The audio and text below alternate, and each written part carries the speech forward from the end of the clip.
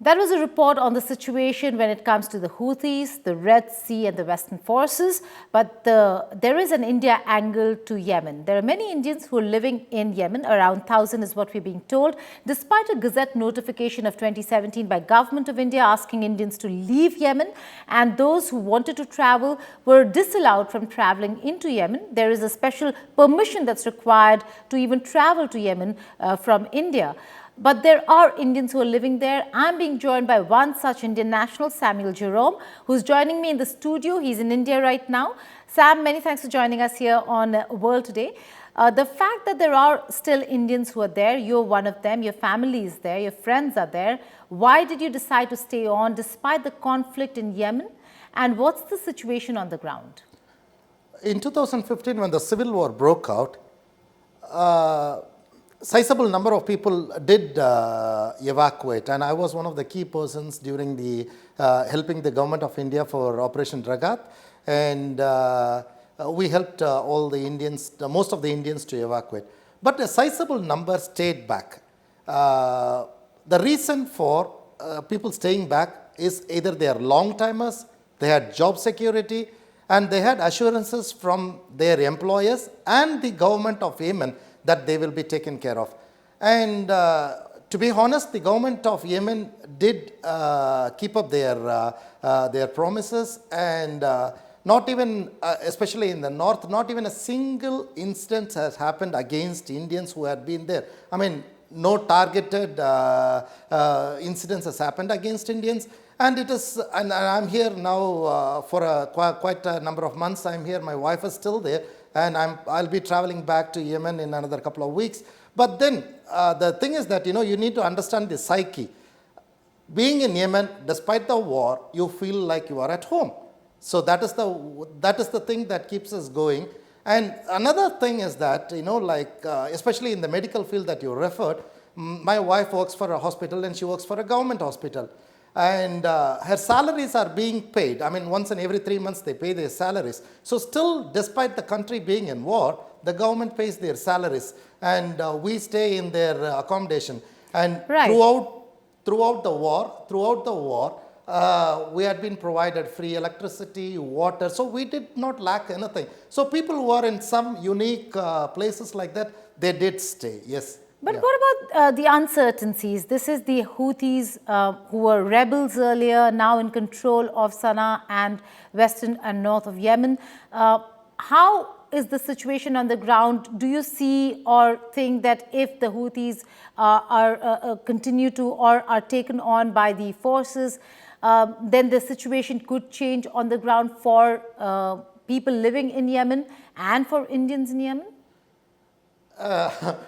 I mean, this is a political question, but then there is something that I would give an answer in my perspective of being there since 1999. So I want to emphasize that. So it's like not an outsider view; it's like an insider view. This Al-Houthi means they come from a village called Al-Houth. So that is how they call the name Al-Houthi. So they are a nationalist. They are nationalist people. So kind of. When they came and took over Sana'a, they quickly amassed forces and they took large places of Yemen. So kind of, they are now in a larger, geographically they control a lot of places. But even during the height of war, there was no issues for the public in the sense like, there was no shortage of food, no shortage of water. I'm talking about the common public.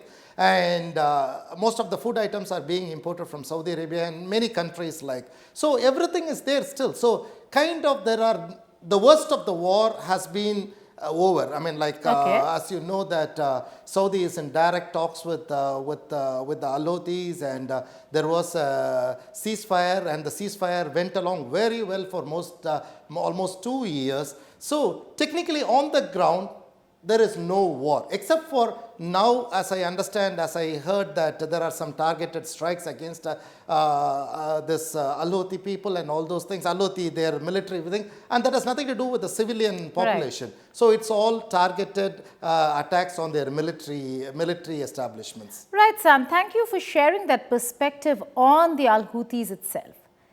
but sticking to and staying on with the Indians. I'm also being joined by Dr. Chaya Sharma from Sana'a, from Yemen, a friend of Samuel himself, and also has been working in the medical sector. Dr. Chaya, many thanks for joining us here on World Today. You're welcome.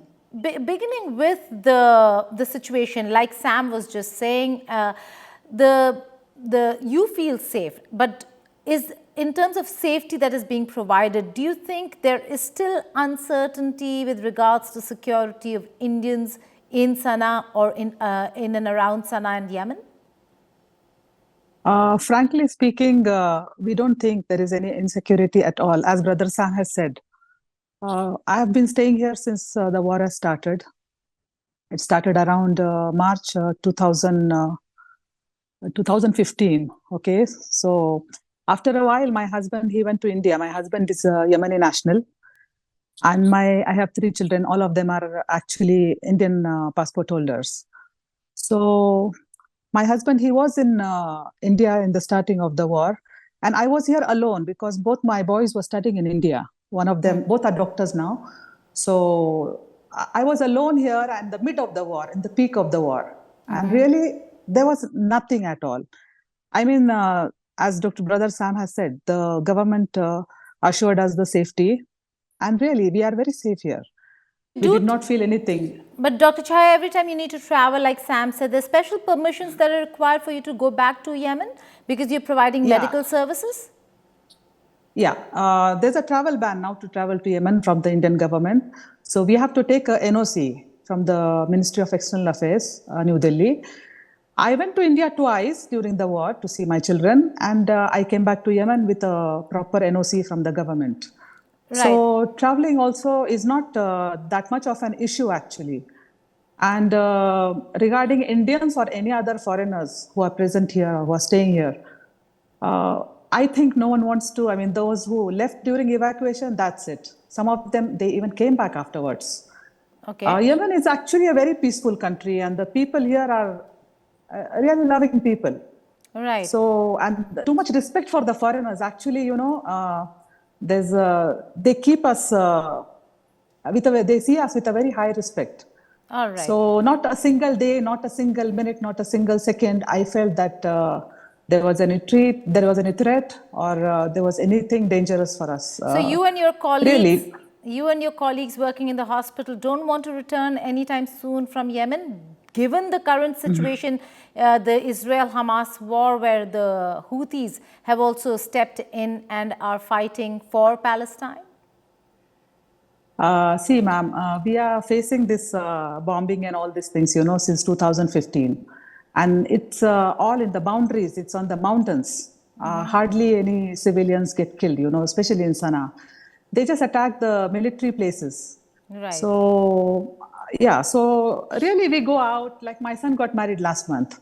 We go out, we come inside, everything is as usual, nothing, the lives are going on well. Right. And if I could get Sam people in. are living well. Right. If I could get Sam in again. Sam, in terms of the situation, do Indians really come to ask you about, with concerns about whether they should stay on, should they leave? Are those concerns really something that they come to you with? Yeah, in 2015, there was, I mean, like a lot of people did come and ask me. And personally, I did tell them that it is their own decision because I cannot make a decision for other people. But still, people who have stayed since 2015 I mean, they can make their decision on their own.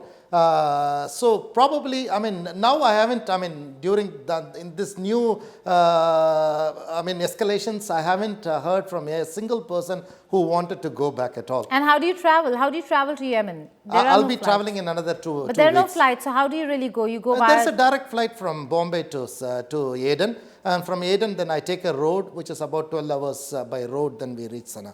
All right. So for now, it seems like there are Indians who are still in Yemen despite the travel ban. And while the situation is escalating, we'll have to wait and see how the Indians react to this. The government certainly is monitoring the situation, and the mission that has moved to Djibouti and works out of Djibouti is in touch with these Indian nationals. Samuel and Dr. Chaya, thank you so much for joining us here on India Today. Thank you. Thank you. You're welcome. Thank you.